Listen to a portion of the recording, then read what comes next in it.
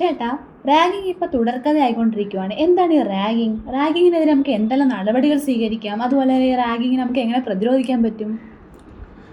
Ragging ഇപ്പം Kottayam government nursing കോളേജിൽ ഒരു സംഭവം ഉണ്ടായി.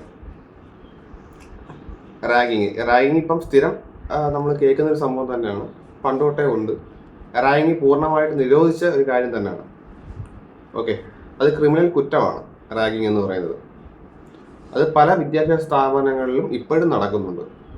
ഇത് റാഗ് ചെയ്യുന്നവരും റാഗിങ്ങിന് ഇരയാവുന്നവരും ഇത് റാഗിങ് ആണെന്ന് തിരിച്ചറിയുന്നില്ല എന്നുള്ളതാണ് മറ്റൊരു സത്യം. ഓക്കെ, ചെയ്യുന്നവനും അറിയത്തില്ല, എന്നാൽ അത് അനുഭവിക്കുന്നതിനും അറിയത്തില്ല അവർ അനുഭവിക്കുന്നത് റാഗിങ് ആണ് എന്നുള്ളത്. അത് മറ്റൊരു കാര്യം. ഓക്കെ, അത് കറക്റ്റായിട്ടുള്ള അവയർനെസ് ഇല്ലാത്തത് കൊണ്ടുള്ള പ്രശ്നമാണ്. ഓക്കെ, ഇപ്പം കോട്ടയം ഗവൺമെന്റ് നഴ്സിംഗ് കോളേജിൽ ഇഷ്യൂ ഉണ്ടായി.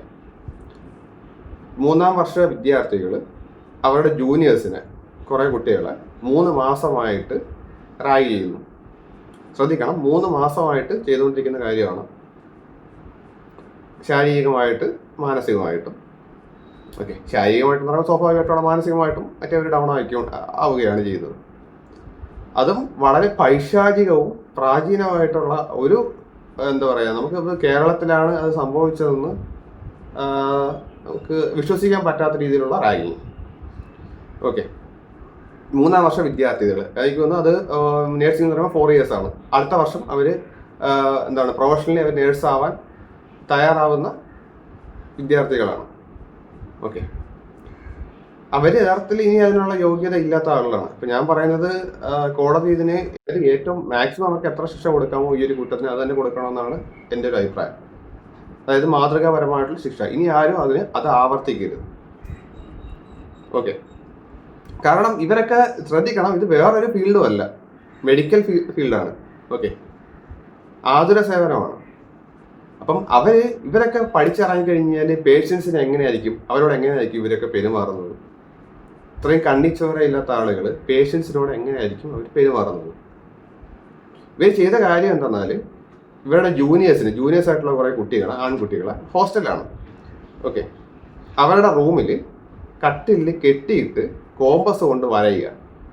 വരഞ്ഞതിന് ശേഷം ബോഡി ലോഷൻ, അതായത് ആ വരഞ്ഞിട്ട് ചോര വരുന്ന ഭാഗത്ത് ബോഡി ലോഷൻ ഒഴിക്കുക. എന്നിട്ട് ഇത് ആ വേദനിച്ച് അലറിക്കരയുമ്പോൾ അവരുടെ വായിക്കകത്തേക്ക് വേറെ ബോഡി ലോഷനും ഫേസ് ക്രീമും എല്ലാം ഒഴിക്കുക. പിന്നെ നടന്നൊന്നും നമുക്ക് പറയാൻ കൊള്ളാത്ത കാര്യങ്ങളാണ്, അതുകൊണ്ട് ഞാൻ പറയുന്നില്ല. ഓക്കെ, ഇത്രയും വൃത്തികെട്ട രീതിയിൽ, പൈശാചികമായിട്ടുള്ള രീതിയിൽ പെരുമാറുന്നവരൊക്കെ ഇനി നേഴ്സുമാരായിട്ട് പുറത്തിറങ്ങുക എന്ന് പറയുന്നത് നമുക്ക് ചിന്തിക്കാൻ പോലും പറ്റാത്ത കാര്യമാണ്. അത് ഞാൻ പറയുന്നത്, അവരെ ഡിസ്മിസ് ചെയ്യുക. ഇനി അവർക്ക് ആ ഒരു ഫീൽഡിനകത്തോട്ട് കയറാനുള്ള യാതൊരു ഇതും കൊടുക്കാൻ പാടില്ല. ഓക്കെ, അത് തന്നെയാണ് വേണ്ടത്, അത് തന്നെയാണ്. അല്ലാണ്ട് അവരിനി യോഗ്യരാണോ ആ ഒരു പ്രൊഫഷനകത്തോട്ട് പോകാനായിട്ട്?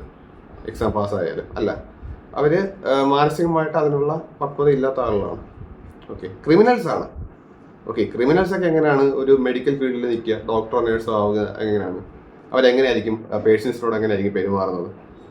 സഹപാഠികളോട് അല്ലെന്നുണ്ടെങ്കിൽ അവരുടെ ജൂനിയേഴ്സിനോട് എങ്ങനെയാണ് പെരുമാറുന്നതെന്നുണ്ടെങ്കിൽ എങ്ങനെയായിരിക്കും അവർ മറ്റുള്ള ആളുകളോട് പെരുമാറുന്നത്, രോഗികളോട്? ഓക്കെ, നമുക്ക് ഊഹിക്കാവുന്ന കാര്യമേ ഉള്ളൂ. അത് ആലോചിക്കാൻ തന്നെ നമുക്ക് പേടിയാവും. ഓക്കെ, അതായത് നമ്മുടെ നേഴ്സുമാരൊക്കെ ഉള്ള ധൈര്യത്തിലാണ്, അതായത് അവർ നല്ല രീതിയിൽ പെരുമാറുന്നുള്ള ഇതിലൊക്കെയാണ് നമ്മൾ ഹോസ്പിറ്റലിൽ പോകുന്നത്.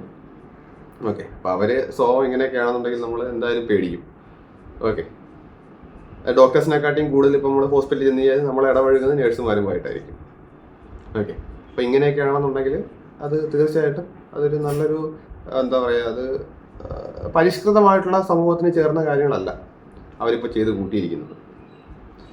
ഇനി അടുത്ത കാര്യം, റാഗിങ്ങിനെ കുറിച്ച് പറയുകയാണെങ്കിൽ, നേരത്തെ ചോദിച്ച കണക്ക് റാഗിങ് എന്താണെന്നുള്ളത്, ശാരീരികമായിട്ടോ മാനസികമായിട്ടോ പീഡിപ്പിക്കുക കോളേജുകളിൽ, അതായത് വിദ്യാഭ്യാസ സ്ഥാപനങ്ങളിൽ.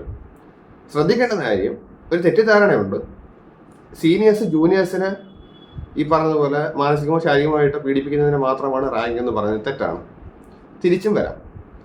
ഓക്കെ, സീനിയേഴ്സിന് ജൂനിയേഴ്സ് മുഖേന, അത് പക്ഷേ വളരെ റയർ കേസുകളിൽ നടക്കുന്നുള്ളൂ എന്ന് മാത്രം. ജൂനിയേഴ്സ് സീനിയേഴ്സിനെ റാഗ് ചെയ്യുന്നതിനും അത് നമ്മൾ റാഗിങ് തന്നെയാണ് പറയുന്നത്. ഇനി സെയിം ക്ലാസ്സുകളിൽ നടക്കുന്ന ശാരീരികമായിട്ടോ മാനസികമായിട്ടോ, ഓക്കെ, അല്ലെങ്കിൽ സാമ്പത്തികമായിട്ടോ, അതായത് ചിലവർ ഈ കേസിൽ നടക്കുന്നുണ്ട്, അതായത് ഇവരുടെ മാതാപിതാക്കൾ മറ്റേ പല ആവശ്യങ്ങൾക്കായിട്ട് ഹോസ്റ്റൽ ഫീസിനും പല ആവശ്യങ്ങൾക്കായിട്ടായിരിക്കാം പൈസ അയച്ചു കൊടുക്കുന്നുണ്ട്.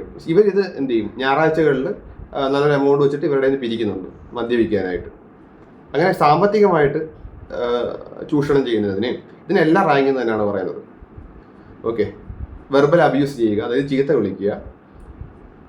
അത് ഈ പറഞ്ഞതുപോലെ സീനിയേഴ്സ് ജൂനിയേഴ്സിനെ ചെയ്യണമെന്നൊന്നും നിർബന്ധമൊന്നുമില്ല. ബ്ലാക്ക് മെയിൽ ചെയ്യുക, ഇതെല്ലാം റാങ്കിങ്ങിൻ്റെ അണ്ടറിൽ വരുന്നതാണ്. അങ്ങനെ ആരെങ്കിലും റാങ്കിങ് ഫേസ് ചെയ്യുന്നു എന്നുണ്ടെങ്കിൽ നിങ്ങൾക്ക് ഞാൻ ഈ കൊടുത്തിരിക്കുന്ന നമ്പറിൽ ബന്ധപ്പെടാം. ഇത് UGCയുടെ ആൻറ്റി റാങ്കിങ് സെല്ലിൻ്റെ നമ്പറാണ്. അത് നിങ്ങൾക്ക് അവരെ എത്രയും പെട്ടെന്ന് തന്നെ അവർ നടപടിയെടുക്കും. അത് ശ്രദ്ധിക്കേണ്ട കാര്യം, ഇരയാകപ്പെടുന്ന ആൾ തന്നെ കംപ്ലൈൻറ്റ് ചെയ്യണമെന്ന് ഒരു നിർബന്ധവുമില്ല. ഇത് കണ്ടു നിൽക്കുന്നവർക്കോ അതായത് സഹപാഠികൾക്കോ വേറെ ആർക്കും വേണമെന്നുണ്ടെങ്കിലും പരാതിപ്പെടാം. അവർ അന്വേഷണം നടത്തും. അത് കടമ്പുണ്ടെന്നുണ്ടെങ്കിൽ തീർച്ചയായിട്ടും അതിന് ശക്തമായിട്ടുള്ള നടപടിയെടുക്കും. ഓക്കെ, അത് നിയമപരമായിട്ട് നോക്കുകയാണെങ്കിൽ ക്രിമിനൽ കുറ്റമാണ്. റാഗിംഗ് എന്ന് പറയുന്നത് ക്രിമിനൽ കുറ്റമാണ്. ഓക്കെ, അടി എണ്ണുന്ന കേസ് തന്നെയാണ്. ഇത്ര വർഷം അടി എണ്ണാം, ഫൈൻ അടയ്ക്കാം. ചെറിയ ഇതാണെന്നുണ്ടെങ്കിൽ ഫൈൻ അടയ്ക്കേണ്ടി വരും, വലിയ രീതിയിലുള്ള ഫൈൻ അടയ്ക്കണം.